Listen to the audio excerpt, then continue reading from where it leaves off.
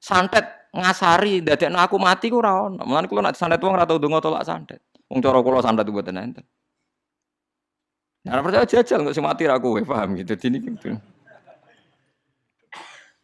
Memang enggak ada.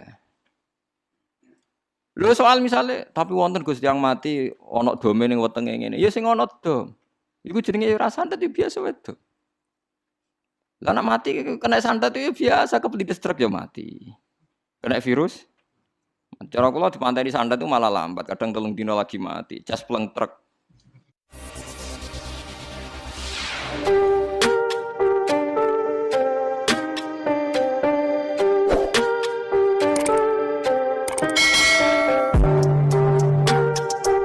Sekarang misalnya ya, yuridu wa bikumul yusra, Allah itu menghendaki mudah. Itu kalau kita maknani, itu gampang. Misalnya begini, ya ini yang ada nyata dalam sejarah.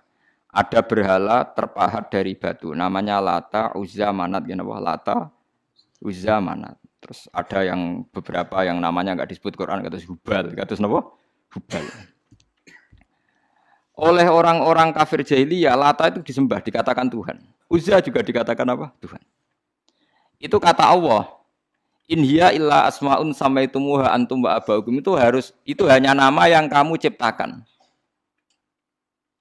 Makanya Allah ngendikan kalau barang tidak benar istilah kaburas kalimatan takhruju min afwahim. Niki rungokno nggih kanca-kanca terutama sing hafal Quran. Misalnya aku darani Mustofa iku ganteng, Mustofa iku sugih. Itu namanya kalimat yang keluar dari mulut saya, tapi hakikatnya kan tidak ada. Nyatane ora ganteng, nyatane ora sugih. Tapi ini menjadi kalimat karena kadung keluar dari mulut. Kula baleni, tapi ini menjadi kalimat karena kadung keluar dari apa? Mulut. Misalnya saya bilang, wah Ruhin rambutnya lurus, alim, ganteng, pinter. Ini hanya keluarnya kalimat yang keluar dari mulut, tapi kan nggak ada kenyataannya. Nah, ketika orang kafir bilang berhala itu Tuhan, itu kalimat yang keluar dari mulut. Nah, kalau hakikatnya ya batu, bukan Tuhan. Hakikatnya itu batu. Berarti namane pangeran Lata Uzza itu batu apa pangeran? Batu. Nah, makanya kalau Allah mengkritik orang kafir, misalnya Allah dikatakan punya anak, Yesus itu Tuhan. Ngendikane Allah napa kaburas kalimatan takhruju min afwahim. Sungguh kalimat itu satu kalimat yang salah, tapi yang kadung keluar dari mulut mereka. Jadi nomor 2 ada kalimat yang memang benar. Seperti saya mengatakan 1 ditambah 1 2, 2 tambah 2 4. Nah itu baru hak karena nyata. Dikatakan apa enggak dikatakan ya tetap 2 ditambah 2 4. Sama dengan la ilaha illallah. Jadi la ilaha illallah itu sudah wujud sebelum sedunia ngakui la ilaha illallah itu sudah ada apa belum? Kalau bedai. Sebelum ada orang Islam di seluruh dunia, Allah satu itu sudah wujud belum? Sudah. Kenyataan ini sudah ada belum? Sudah. Lah berhubung sudah kadung ada, kita hanya menyaksikan asyhadu, saya bersaksi, a'lamu, saya tahu. Karena sudah ada, makanya disebut fa'lam annahu la ilaha illallah. Wong sudah ada, kita tinggal tahu, tinggal bersaksi.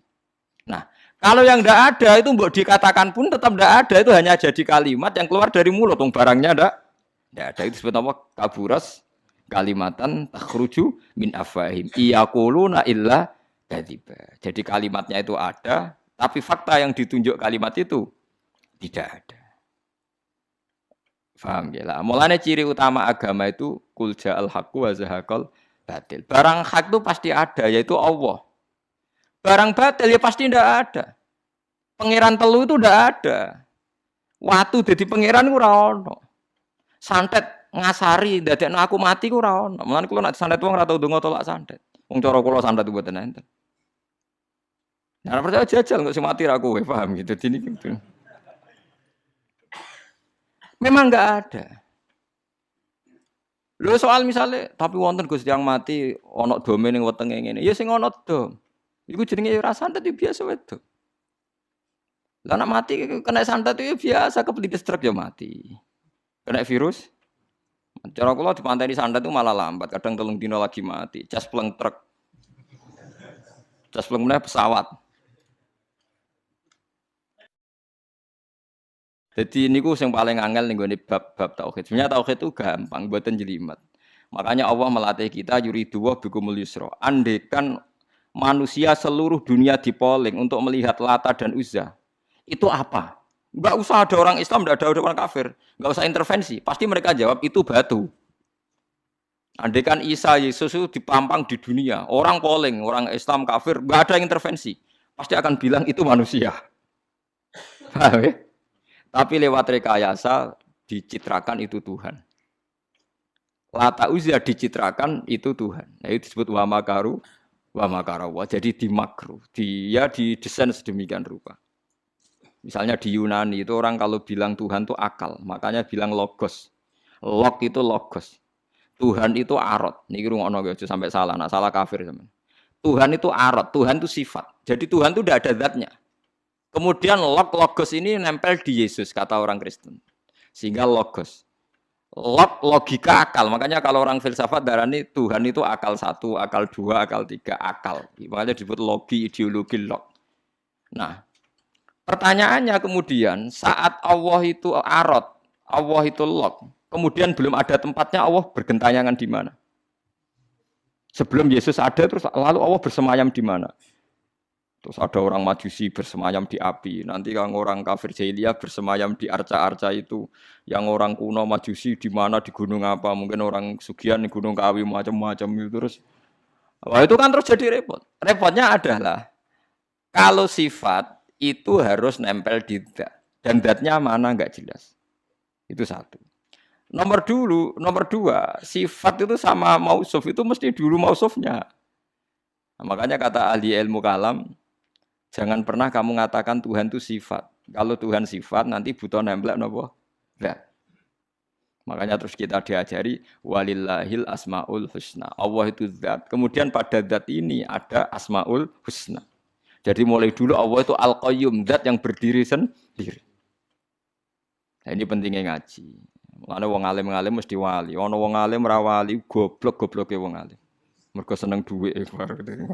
Kudune wong alim iku wali. Nah, Imam Syafi'i ketika disebutno wali si A, wali si B. Nah aku ra wali ning dunya ora ana wali. Dadi idza lam takunil ulama auliya alillah fama ala wajil ardi min waliyin. Nah, ulama wis gak wali ning dunya wis ora ana napa wali. Karena hanya ulama yang bisa menjelaskan kenapa harus ada tauhid. Nah, ulama ngerti logikanya. Fa'lam annahu la ilaha illallah. Kamu tahu. Bisa diketahui itu karena barangnya sudah hak, sudah wujud. Kalau barangnya belum wujud kan tidak bisa diketahui. Misalnya begini. Berhala Lata Uzza itu yang bisa diketahui satu, bahwa itu batu. Karena batu itu wujud. Ya, batunya itu wujud. Tapi sifat ketuhanannya Lata Uzza tidak wujud. Makanya nggak bisa diketahui. Wong nggak wujud. Agar barang ra wujud kan nggak bisa nopo diketahui. Yang bisa diketahui hanya barang wujud. Makanya fa'lam annahu la ilaha illallah. Harus tahu. Tapi andai kan kita tidak tahu pun ya tetap Tuhannya Allah. Tahu atau tidak tahu. Nah, ini di sini Quran sering bilang kul aminu bihi aula tu'minu. Cek kowe iman, cek ora iman ini enggak ada pengaruhnya bagi wujudnya Allah ning zaman azali. Di kula baleni malih itu memang jadi dulu itu orang-orang terjebak ketika Tuhan ning Yunani dianggap logos log. Kemudian di Timur Tengah Tuhan itu dianggap satu arot sing nemplek sifat sing nemplek ning berhala-berhala. Mbok ning gone daerah Majusi ning wasani sing nemplek ning napa geni macam-macam. Mon niku walhasil akhirnya semuanya itu kalah dengan tauhid sing digawa Kanjeng Nabi Muhammad sallallahu alaihi wasallam. Bahkan sekarang tiang Nasrani pun itu tidak pede dengan teori trinitasnya. Orang kan sekarang tahu semua kan perdebatannya Ahmad Didat sama Stanley Fischer itu macam-macam. Itu kan sampai ada seorang mahasiswi dari Swiss ketika yakin sifat Tuhan yang dijelaskan Ahmad Didat bilang, sepertinya Tuhan Anda lebih menarik. Karena dibilang Tuhan Islam itu tidak punya anak, tidak diperanakkan, tidak ada padanannya. Kalau Tuhan Anda ini padanannya banyak gini-gini terus. Itu ada orang tertarik, sepertinya Tuhan Anda lebih menarik. Karena sifatnya lebih apa? Ya lebih menarik. Terus tadi maknanya walat itu kalau menurut ilmu kalam itu dua. Walat itu anak fisik, anak gen. Atau walat maknanya tawalud, konsekuensi dari satu hal. Tapi tidak karena diciptakan. Itu tadi misalnya HP dan pulpen ini benturan itu menimbulkan suara. Suara ini diciptakan HP apa suara itu udah ada yang menciptakan? Yuna ilmu kalam dibakas. Nah kamu bilang diciptakan HP, HP-nya sendiri tidak merasa menciptakan. Batu sama batu benturan, terus ada suara. Kamu bilang diciptakan siapa? Diciptakan batu. Batunya takoi, kamu yang menciptakan suara itu. Enggak, saya tidak punya akal loh. Paham? Nah lalu yang menciptakan suara itu siapa? Suara itu udah ada.